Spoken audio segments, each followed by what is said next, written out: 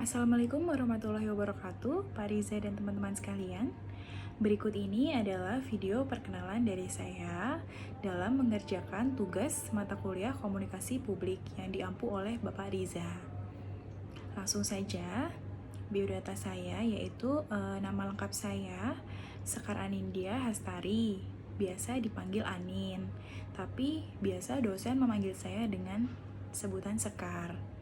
Tempat tanggal lahir saya yaitu di Semarang pada tanggal 18 November 1996. Status saya sekarang, saya sudah menikah. Saya sekarang berdomisili di Bintaro mengikuti suami. Selanjutnya, riwayat pendidikan saya.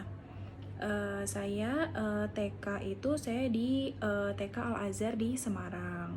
Selanjutnya, beranjak ke SD, saya SD di Sekolah Dasar Pedurungan 2, Pedurungan Tengah 2 di Semarang.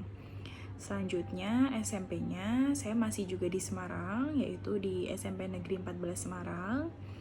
Dan SMA-nya saya bersekolah di SMA Negeri 3 Semarang. Selanjutnya memasuki jenjang kuliah, saya diterima di STAN. Pada saat itu namanya masih STAN. Saya diterima di D1 jurusan pajak di Balai Diklat Keuangan Manado pada tahun 2014. Lalu saya lulus 2015, saya OJT di kantor di KPP Pratama Semarang Timur. Selanjutnya penempatannya yaitu pada tahun 2016, tepatnya bulan Juli, saya ditempatkan di KPP Pratama Parepare. Setelah itu lewat dari 2 tahun karena memang saya bertekad untuk melanjutkan ke D3 khusus.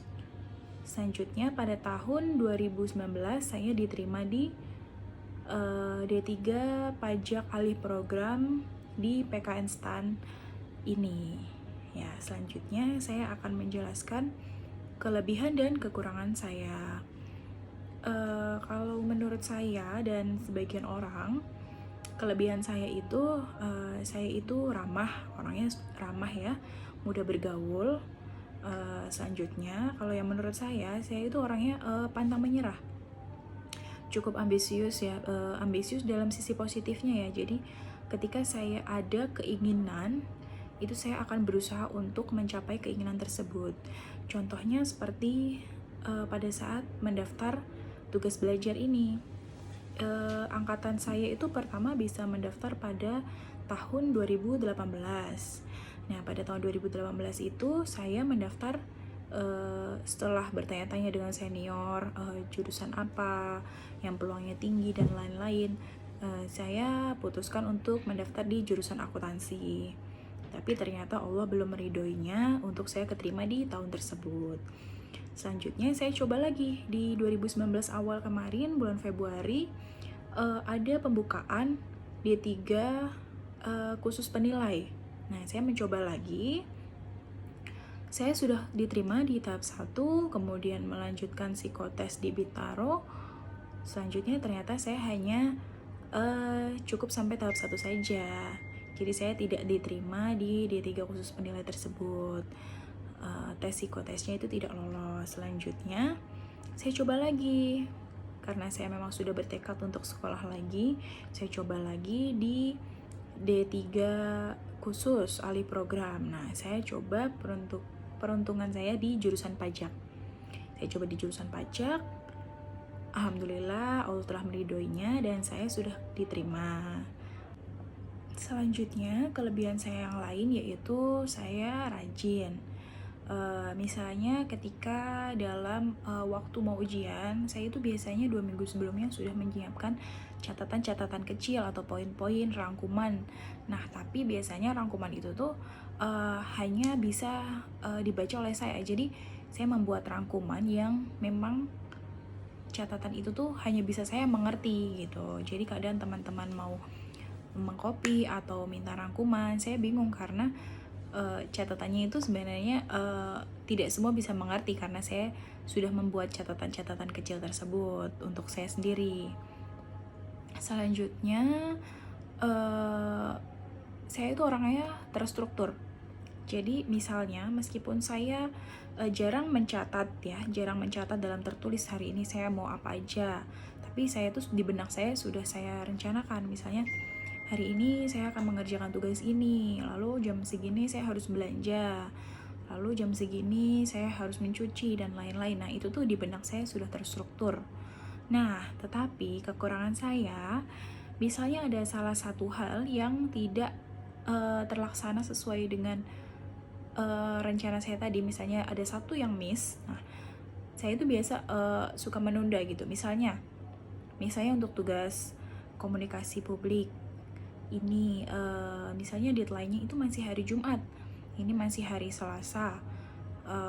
Terus hari Selasa ini tuh ada satu hal yang misalnya saya hanya harus memasak itu misal hanya 2 jam, tapi ternyata saya butuh waktu hingga 4 jam, sehingga itu memakan waktu untuk saya mengerjakan tugas. Nah lalu saya biasa tuh menundanya, besok Rabu aja masih sempat kok, nah kayak gitu.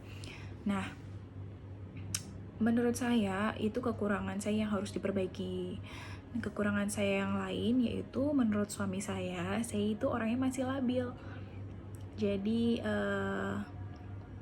oh ya, saya belum jelaskan bahwa saya itu anak terakhir dari 3 bersaudara dan saya perempuan sendiri. Nah, kalau menurut suami saya itu saya masih labil. Misalnya tadinya ingin A, terus tiba-tiba berpindah ke B begitu. Jadi hal-hal yang harus saya perbaiki yaitu selain menunda pekerjaan itu tadi, saya harus tetap terstruktur ya, tentunya harus tetap terstruktur, lalu tidak dibiasakan menunda-nunda pekerjaan, lalu belajar lebih dewasa lagi dan konsisten dengan keputusan yang diambil. Ya itu tadi kelebihan dan kekurangan saya dan hal-hal yang ingin saya perbaiki beserta caranya. Begitu saja video perkenalan dari saya. Semoga dengan video ini teman-teman kelas dan Bapak Riza bisa sedikit demi sedikit itu mengenal saya ya, meskipun pertemuan kita itu tidak tatap muka secara langsung. Begitu saja. Terima kasih semuanya. Wassalamualaikum warahmatullahi wabarakatuh.